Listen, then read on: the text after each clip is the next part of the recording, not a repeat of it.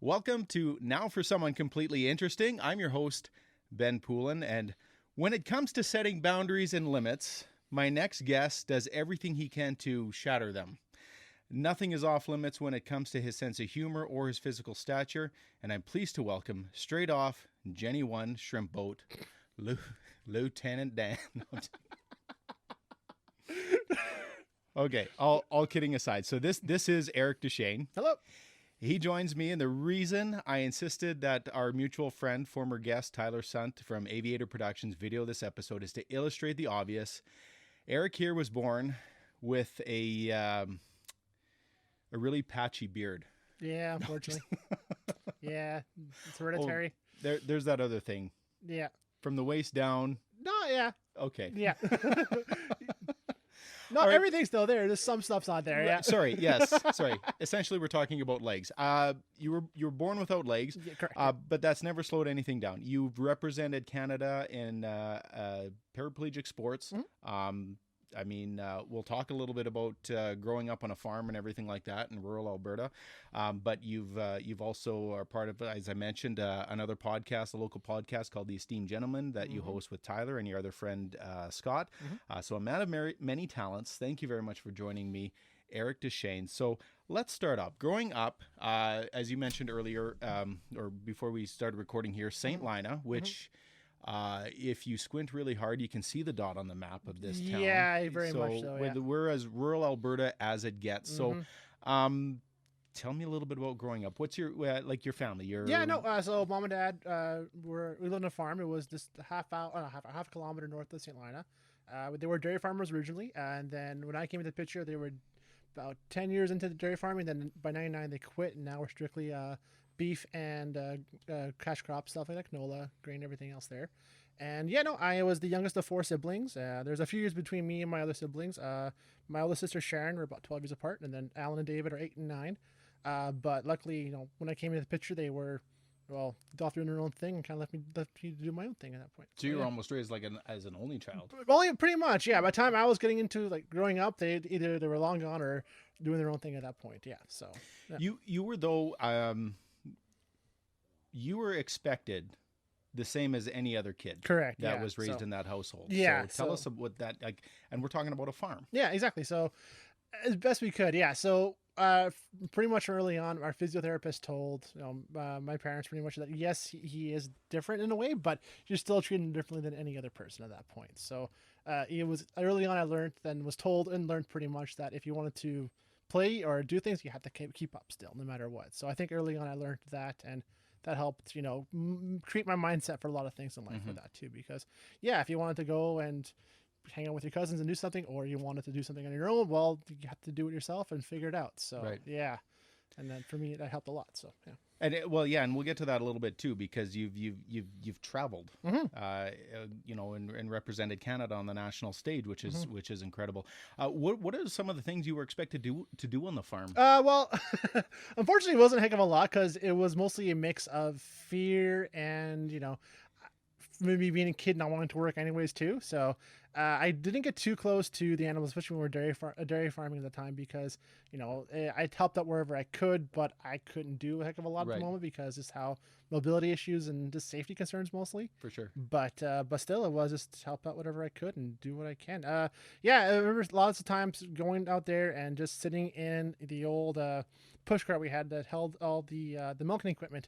Each cows, we do like 6 cows at a time, and we milked, and just sitting there and watching everyone else work while I just sat there and did nothing else because I couldn't do much. Yeah. So if you were expected to do stuff, did you ever try to milk the Momites? Yeah. Oh, absolutely. Yeah. It's because if I had to get out of work doing that way, absolutely I would take that work. Yeah. Did it ever work? No.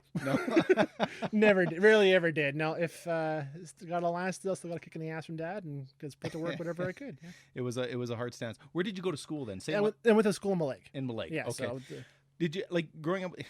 Kids have a perception of the way things are, and then you're raised a certain way as a kid, and you go to school, and then all of a sudden here's a classmate. Yep.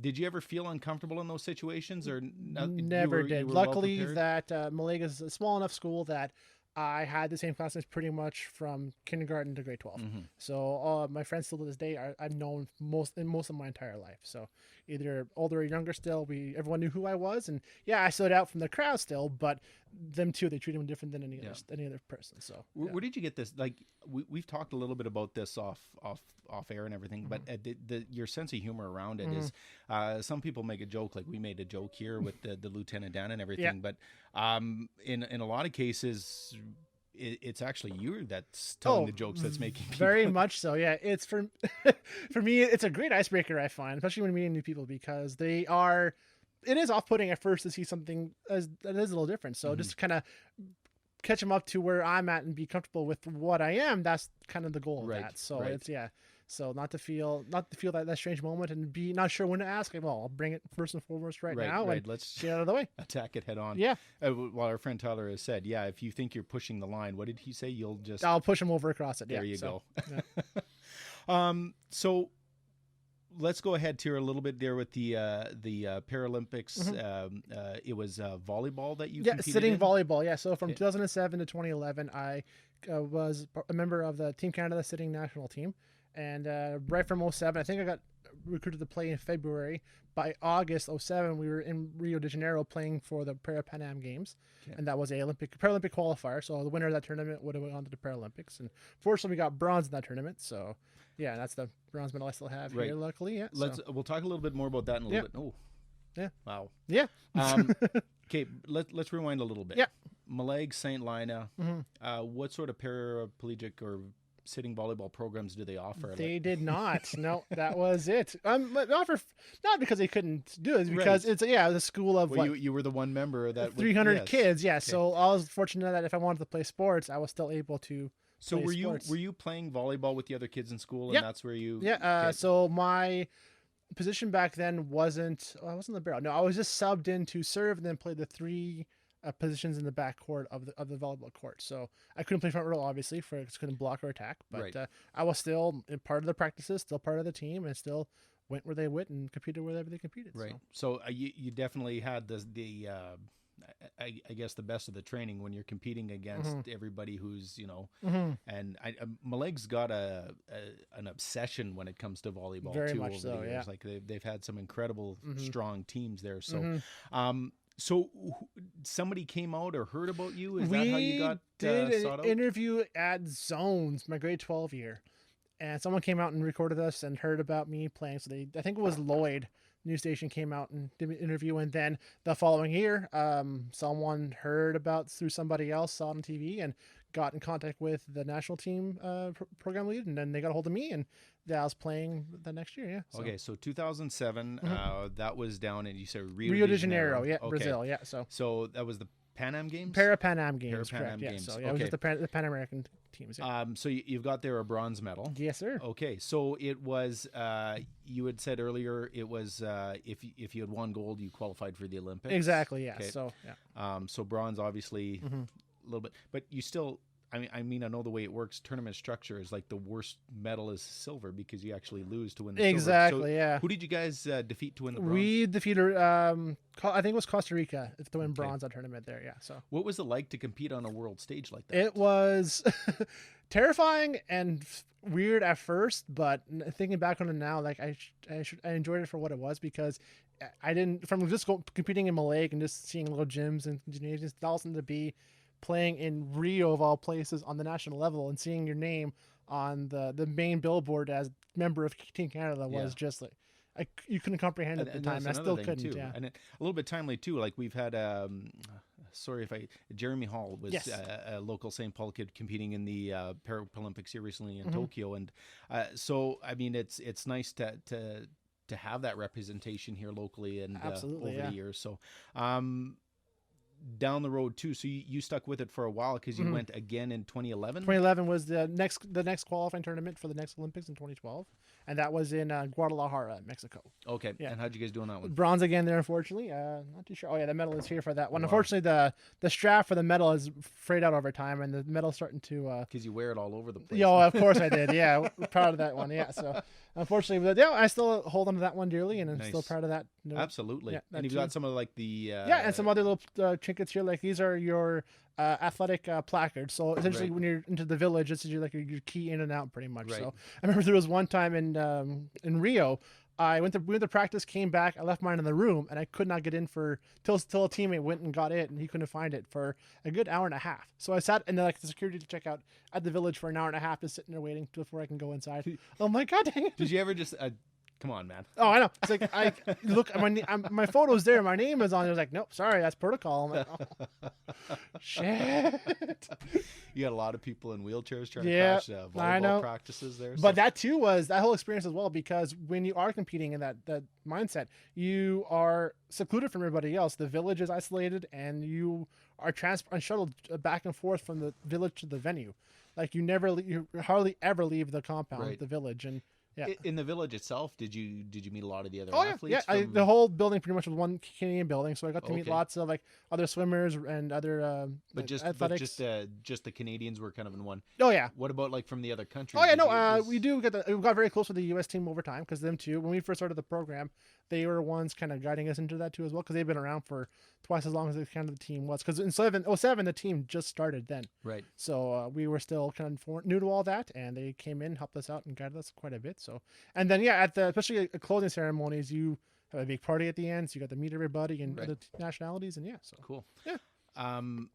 From volleyball, you don't play the volleyball anymore. not anymore. No, I do kind of touch base with a few athletes and a few friends Okay. here and there. So I know the women right now currently are playing in Rio. They're scheduled to play again on Friday for the semifinals. Doing pretty good for that. So Right. looking forward to watching them. And and I still hope I can get into it.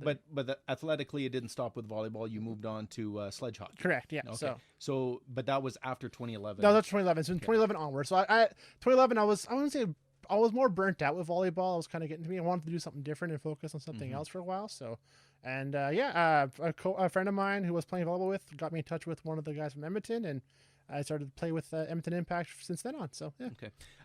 Have you guys done like competitively? Like where's the Yeah, no. hockey So scene it's taken you? pretty much a provincial level, and a few opportunities to play for Team Alberta as well. So there was just pretty much like there's still grading like A, B, and C grading for the tournament level, and Mhm. I was the B grade, because the A level would be like your Team Canada high performance, and I still wasn't there yet because I never did hockey before that. So Right. to positioning and playing, I was still very green. So And it took me a that's what I while. was going to ask, because we go back to Maleg, and Mhm. I'm familiar with the Maleg's hockey Mhm. program. I played hockey there myself for a few years, and I know that's also got Very much. quite a competitive Yeah. and successful program over the years. But did you ever have an interest at all? Not No. really. I mean, I would go watch friends play in Malaysia all the time and enjoy that whole hockey arena mindset and everything Yeah. else there, but I just never had the desire to till I wanted to try it, and I figured that'd be something I'd be good at, and yeah, There it you turned out go. to be well. But yeah, that too, I was still very unsure how to play and still green to all that for a while.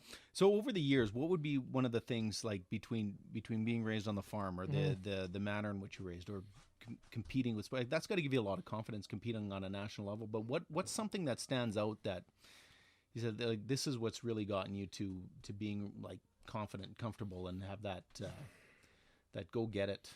I mean, that was just before that even. That was my mindset beforehand. Like it was just the whole thing of like, if you want to get it done right, you do it yourself thing. And that was There you go. before I started playing volleyball. That was just that's I still stuck with me since then. But I think that was the biggest thing of being raised on the farm, was just, if you want to go do it, just do it kind of Mhm. mindset. Mhm. Yeah. So And now settling back from the athletic scene onto your own podcast, Mhm.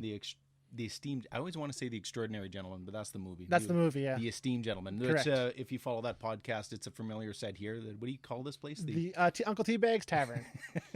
Thanks again, Uncle T-Bag, for recording this. Yeah. But, no, this is an enlightening thing, and this is Mm. probably one of the most interesting interviews. This is the most we've talked. Mhm. To be honest, we've corresponded a little bit. Yeah, and I've no, for listened in, so it's for me, it was nice to kind of have that fresh. Let's get to know each other on that For sure. scale, which kind of makes it a more Mhm. honest reaction to the questions, and even Yeah. for myself too. So For sure. I want to thank you so much for agreeing to do this. No problem. Thank you for having me on. Definitely one of the most extremely interesting people that I've had the pleasure of meeting. Eric Dechaine. Don't forget to check out, again, it's the Esteemed Gentleman is the podcast he's on. Thanks again to Tyler, who videoed the podcast here for us, and his Facebook page. Check it out with a lot of great stuff, Aviator Productions. Oh, sorry. One last question. Something I started doing, and this is off the spot because I didn't give you heads up on this. Yeah. I've been asking my guests, if there was one person you know of that you think would be a good guest for someone completely interesting on the show, who would you pick? I picked my good friend Scott Labrie. Perfect. Yeah. Okay, we'll go for the trifecta with the Esteemed Gentleman. Thank you so much. If you've enjoyed this podcast, make sure you check out our other podcasts. You can find us on your favorite podcast provider, including YouTube. Just search Poolin Radio or Now for Someone Completely Interesting. He has been just that. Eric Dechaine, thank you so much. Thank you for having me.